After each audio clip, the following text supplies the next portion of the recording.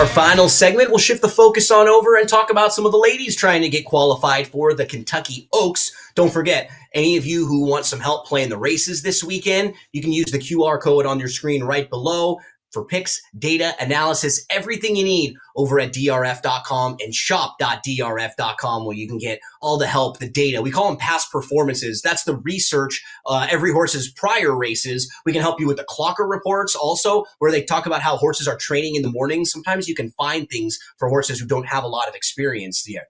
So let's take a look at the field for the Gulfstream Park Oaks. This is going to go as race number 9 on Saturday. I like a horse in here I think it's a very fair price. You can see the plus 1,000 odds there on Paradise City. I think Paradise City at around 10-1 is an interesting player. So I'm going to try to hook that one up in my exotics for this race. We're going to do the Gulfstream Oaks best bet. It's going to be a $1 trifecta. The number 4, 5G, very logical. That's the favorite. That's the horse to beat. But I'm going to include Paradise City along with that one. So we use the 1 and the 4 in the first spot. That means Paradise City or 5G. One of them has to win.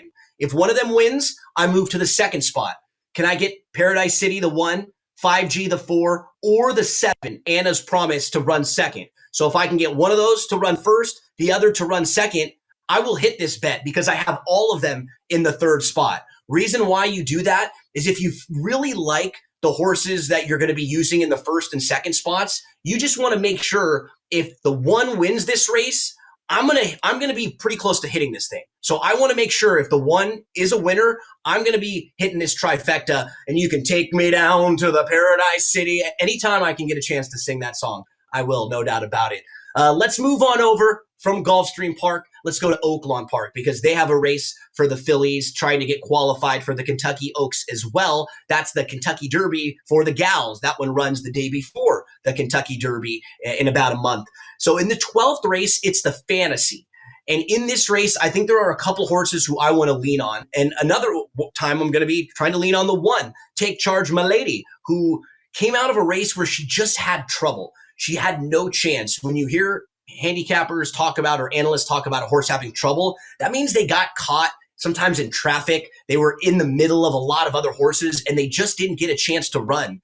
We forget sometimes that horses are animals. They're creatures just like humans. Sometimes you're not feeling up to snuff. Sometimes you're kind of stuck. You don't have an opportunity. You're not necessarily a robot who can kind of start, stop, start, stop. So you have to be forgiving when horses have races where they just didn't get a chance to run. That was the case with the 1, Take Charge My Lady. So I'm going to build some exotics around the 1. I also think the 9 is very interesting because she's really fast early.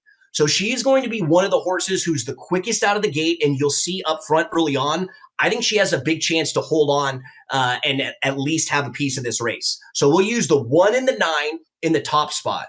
And what I'm doing is the horses who are going to be the favorites, the shortest prices in there, I'm going to use them in the second spot, but I'm going to try to beat them on the win end. So you'll see the horses like the 5, Quiet Side, like the 7, Simply Joking, I will include in the second spot.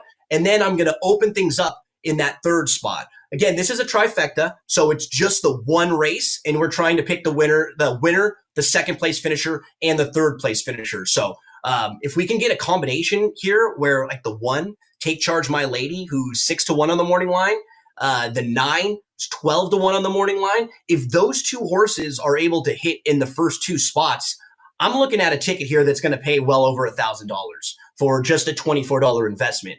That's one of the things that's really interesting and unique about playing these types of wagers in horse racing.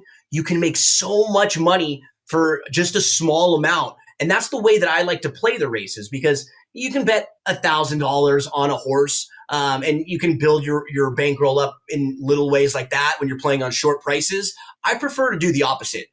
Take a little more time handicapping, doing your research. Can we turn a little into a lot? We'll try to turn our $24 here into maybe $1,000. Who knows? So this weekend, we're going to be focused over at Gulfstream Park and at Oaklawn Park. Those are the 2 big tracks this weekend. We actually have additional help for you from earlier in the week. If you want a little more help, this was our second show on SportsGrid this week.